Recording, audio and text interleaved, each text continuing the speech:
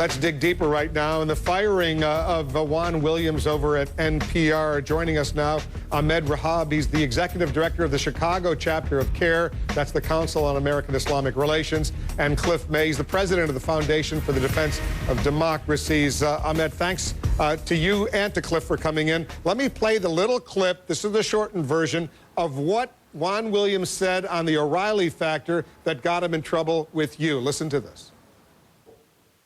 I mean, look, Bill, I'm not a bigot. You know the kind of books I've written about the civil rights movement in this country.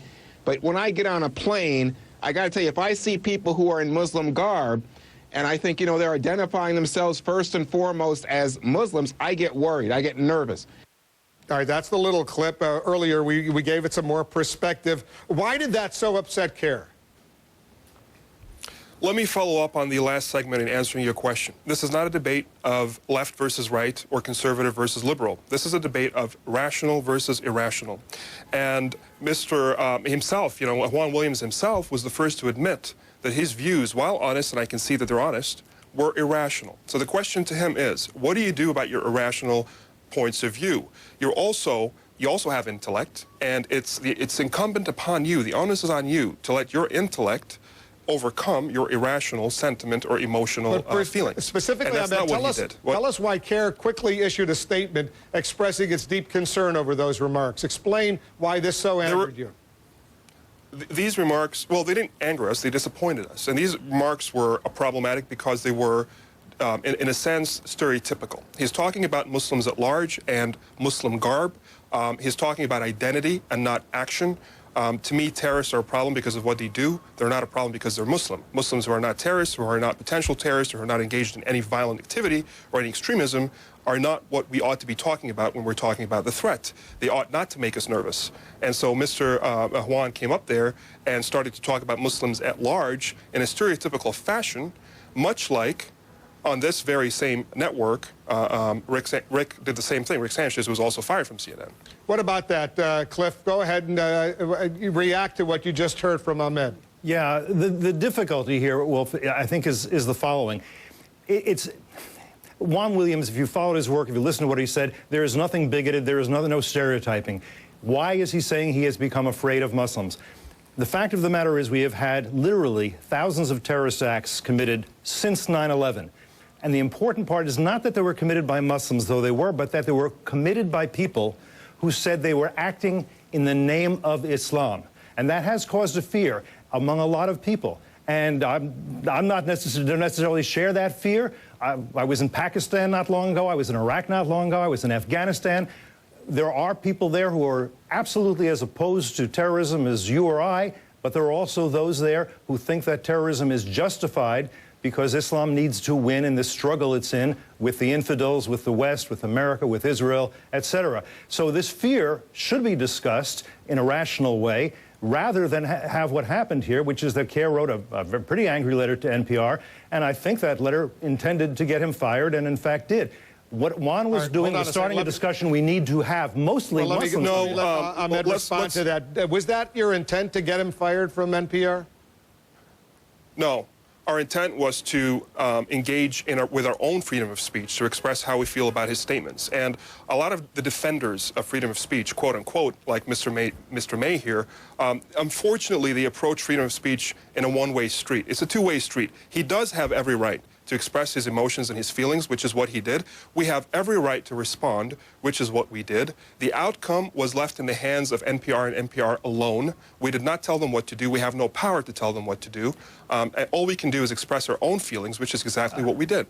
You did, and I would call on NPR to rehire him. I wonder if you wouldn't do the same thing right here and now, because we need him in the debate, and we need NPR in the debate. We don't need the message that NPR has now sent, which is that you cannot discuss these issues.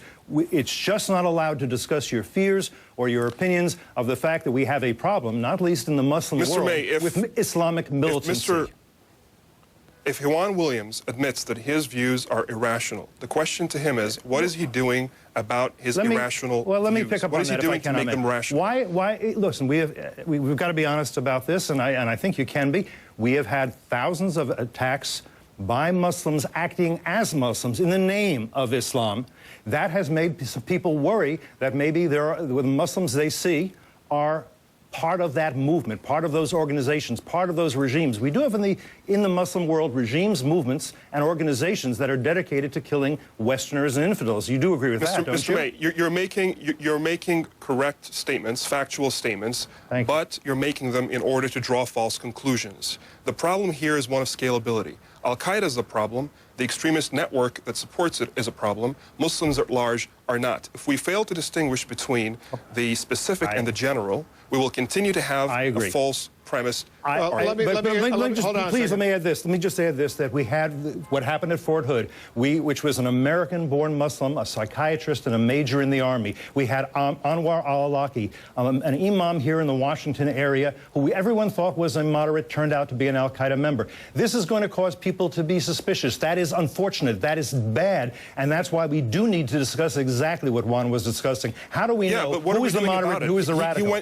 He came on Bill O'Reilly, and he just said that he has these irrational fears. Neither of them engaged in trying to help each other overcome these irrational fears. You now are admitting that these are suspicions and these are problematic. Again, you're not telling me what you're doing about overcoming those false suspicions about people at large. That needs to be part of the discussion. It isn't just to come out and say, well, hey, these are honest views. You know what? All forms of racism in some ways are honest. People are honestly bigoted. People are honestly confused. They need to overcome that. We have an intellect do you agree? That can overcome our irrational fears. I don't think it's irrational. I don't agree that it's irrational. Will you not agree that within the Muslim world, within the Islamic community, there is a problem with terrorism, with militancy, and with extremism, as expressed, yes, by al-Qaeda, also the Taliban, also al-Shabaab, also Hezbollah, also Hamas, and I could name 10 other organizations like that. Right. Look, yes, I agree that these are problems. And you know who else agrees? The great majority of Muslims. Absolutely the exact same right. people that Mr. Williams is afraid to sit next to on a plane. And that's the problem. He is unable or unwilling to distinguish between the problem and the solution. Look, I've known Juan Williams for a long time, and he is definitely sympathetic, Ahmed, to the problem that American Muslims who are decent, honorable citizens. The irony of all of this, he's somebody who's been sympathetic to your concerns, and now he's been fired by NPR, which is, something that a lot of us who know Juan and known him for many years find, very ironic. And I assume you appreciate that as well. You know his views, even though he perhaps didn't express them let me be clear. This time. I don't think he's a bigot. I think the statement that he made can be seen as bigoted. I think it's definitely prejudiced. I don't think he is a bigot as a person.